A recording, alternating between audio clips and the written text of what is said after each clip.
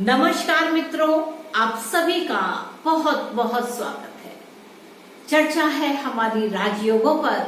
तो इस एपिसोड में बात होगी मकर राशि को लेकर, यानी कि कैप्रिकॉर्न राशि, यानी कि क्या 10 नंबर की राशि जिसमें 1 और 0 लिखा होता है, वह मकर राशि कहलाती है। यह प्रतिष्ठा को दिखाती है, आपकी कार्य पद्धति को दिखाती है, समाज में कैसी प्रतिष्ठा है इस बात को दिखाती है। यह जो राजयोग का फल है यह इस पर आधारित है कि अगर आपकी कैप्रिकॉर्न लगन है अथवा मकर लगन है तो आपके ऊपर इसके राजयोग लागू होते हैं।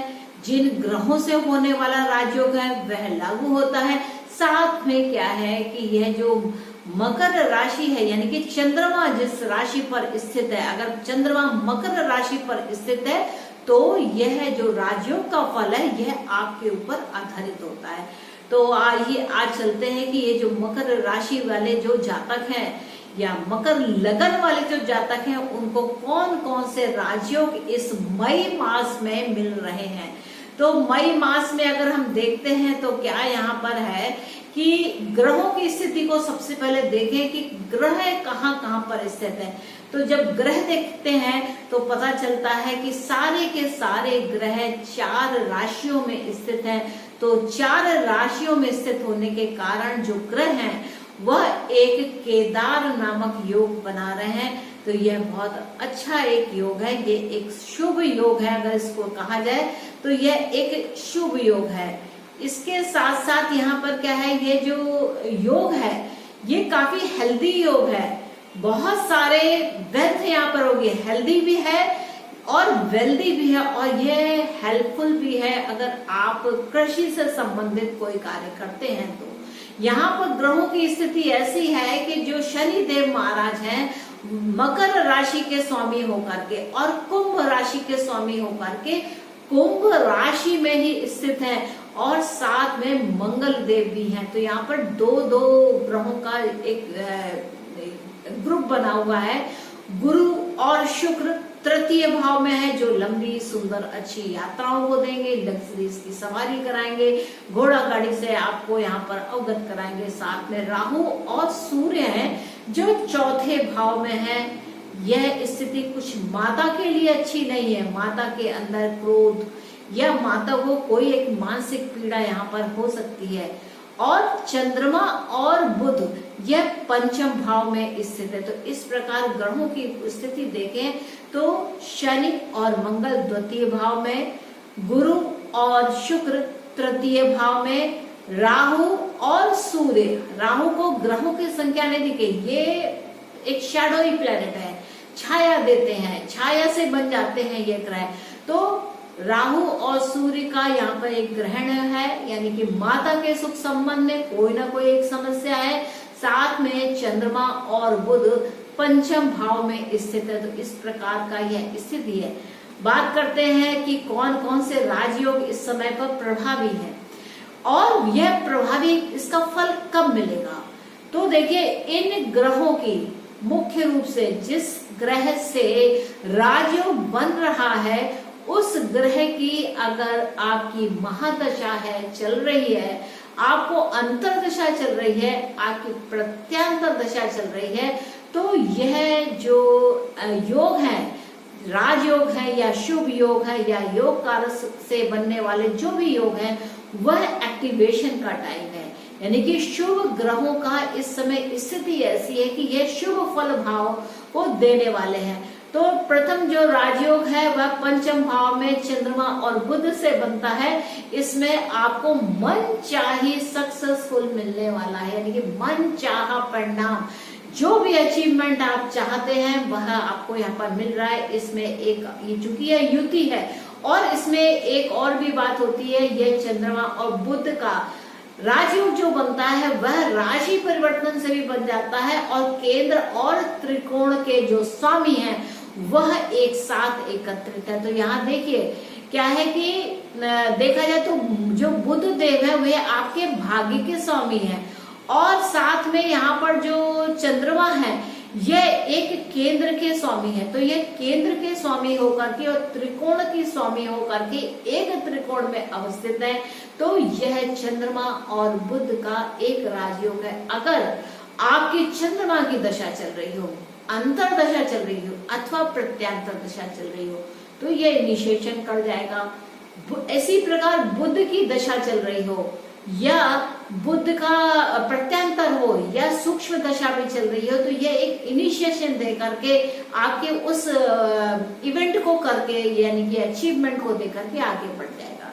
इसके साथ देखें तो क्या योग कारक शुक्र देव है, यानी कि पंचम भाव के जो स्वामी हैं शुक्र देव, वह उच्च की अवस्था में है। मेहनत बहुत सुंदरता के साथ परिणाम देने वाली है।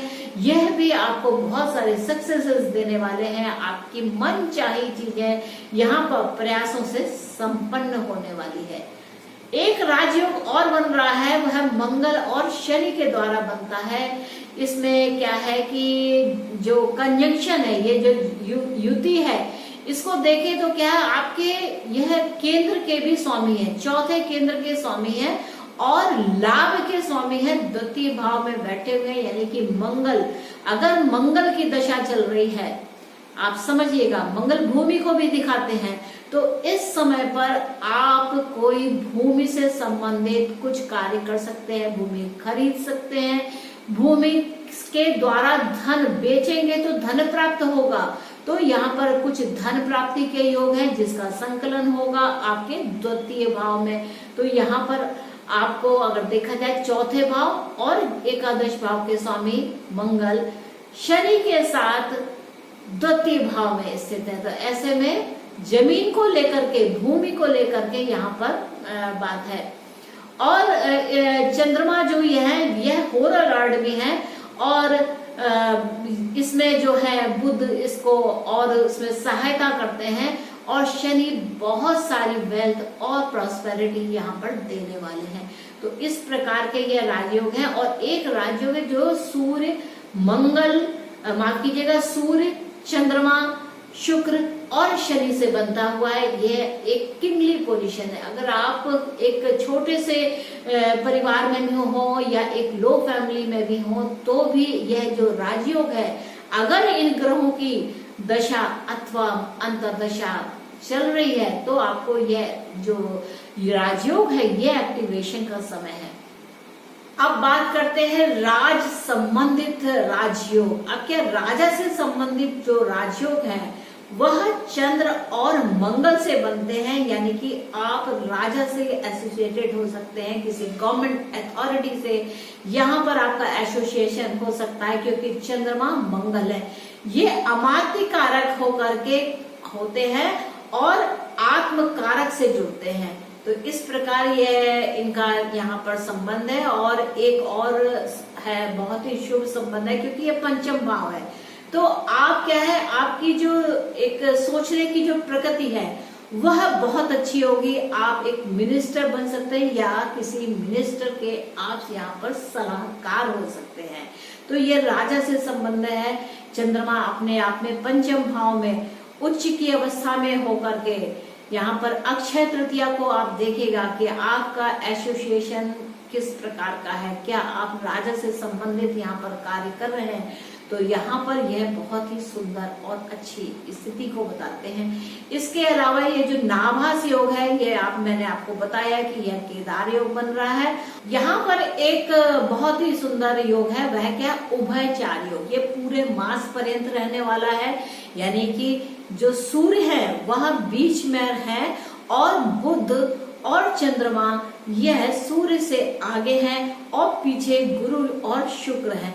और गुरु और शुक्र के मिलने से वैसे भी क्या है, एक लक्ष्मी नारायण योग का बनता है, यानी कि आप मेहनत प्रतिभाव में छोटे भाई बहनों से असीम प्यार यहाँ पर मिलने वाला है।